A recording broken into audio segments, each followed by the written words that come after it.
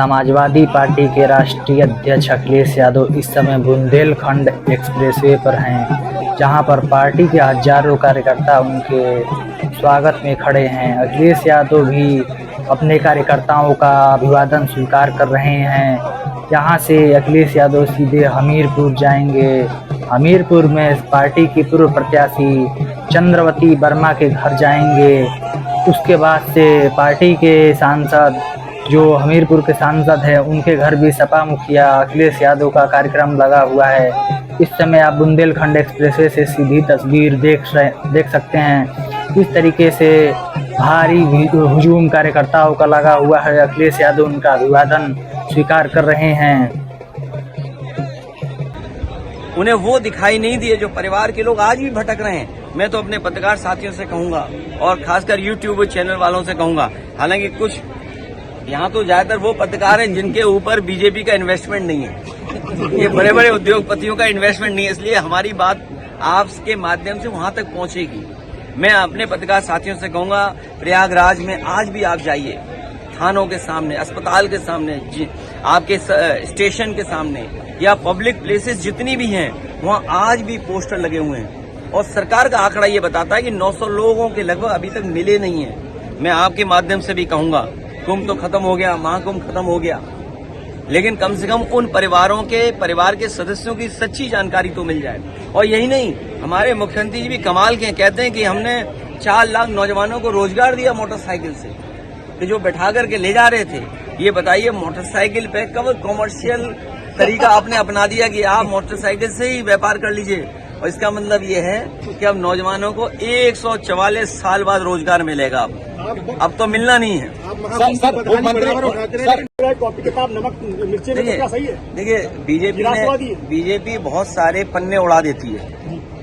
छत्रपति शिवाजी महाराज का तिलक कैसे हुआ, कोई बीजेपी वाला हमें बता दे।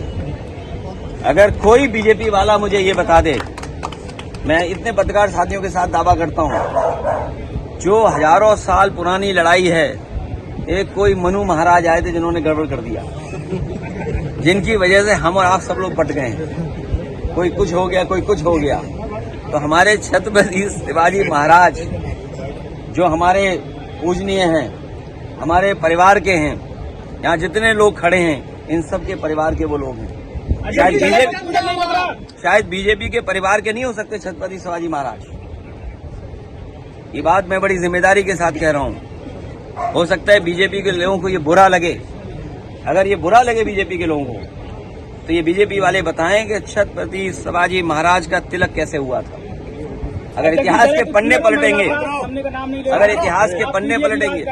इतिहास के पन्ने पलटोगे तो इतिहास के वो पन्ने भी पलटिए, तो जो लड़ाई है, अभी भी गरीब किसान गांव में रहने वाले लोगों को न्याय नहीं मिल पा रहा है, अभी भी उनके साथ अन्याय हो रहा है। और ये जो चीजें उठाई जाती हैं, जो संभल वाली और औरंगजेब वाली, ये इसलिए उठाई जाती हैं क्योंकि अपनी नाकामी पे पर्दा डालना चाहते हैं। अब आप सोचिए, मोबाइल के कस्टमर कितने अपने देश में, मोबाइल के कस्टमर कितने हैं। देश की जो बड़ी बड़ी कंपनियां हैं, बताओ किसके सामने झुक रही जाके, आप बताइए।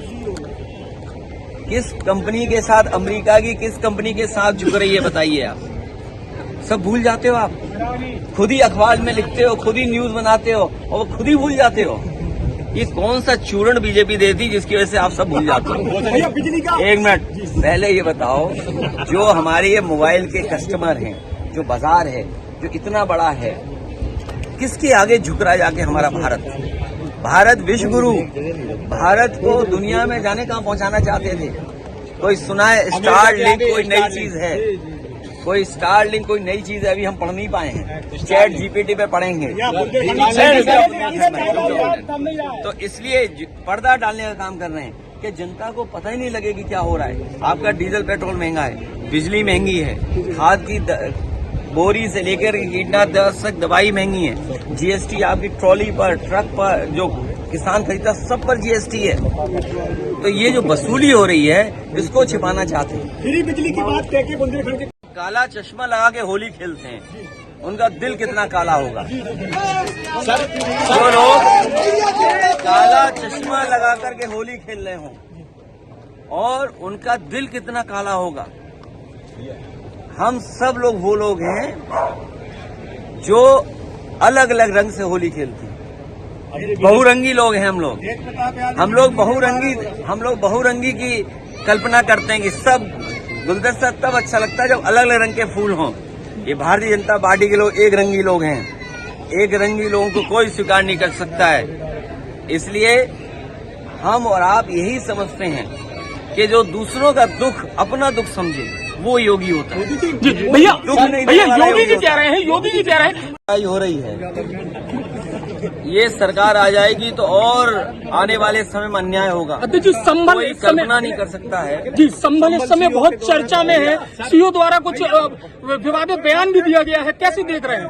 देखिए, आप संभल का तो पूछ रहे हैं, एक छोटे अधिकारी का आप पूछ रहे हैं, लेकिन बगल के जिले बरेली में एक डीएसपी अधिकारी पुलिस का, उसका घर जला दिया, उसकी सरकारी गाड़ी जला दी, पूरा घर जल गया, लेकिन पूरा उत्तर प्रदेश शांत है।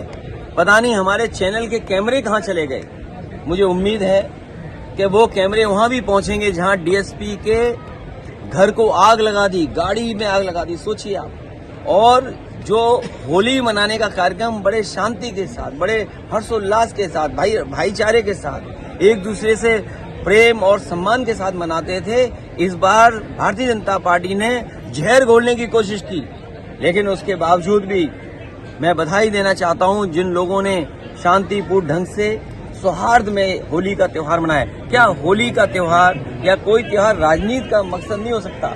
हमारे देश की जो खूबसूरती है वो यही है कि अलग अलग धर्म के लोग यहाँ रह करके हम एक साथ जीवन गुजार रहे हैं। और अगर हम केवल इसी से देखें, हमने स्वामी विवेकानंद जी को हम सब ने पढ़ा होगा और भारतीय जनता पार्टी के लोग सब पन्ने पढ़ते हैं, लेकिन जो पन्ने पढ़ने चाहिए उन पन्नों को ये फाड़ देते हैं। स्वामी विवेकानंद जी जो कहा उन पन्नों में सब पन्ने नहीं पढ़ते। हमने सुना होगा शिकागो की उनका भाषण, उनका जो सबसे बड़ा भाषण जिसके बारे में पूरा देश दुनिया चर्चा करती है, उस भाषण में उन्होंने कहा कि हमारा भारत देश वो है जो सबको एक्सेप्ट करता है और हमारा देश और धर्म वो है जो हमें टॉलरेंस का रास्ता दिखाता है, हमारे धैर्य का रास्ता दिखाता है, हमें टॉलरेंस का रास्ता दिखाता है। भैया बीजेपी कह रही है कि कुंभ का उन्होंने बिल्कुल सफल आयोजन किया है।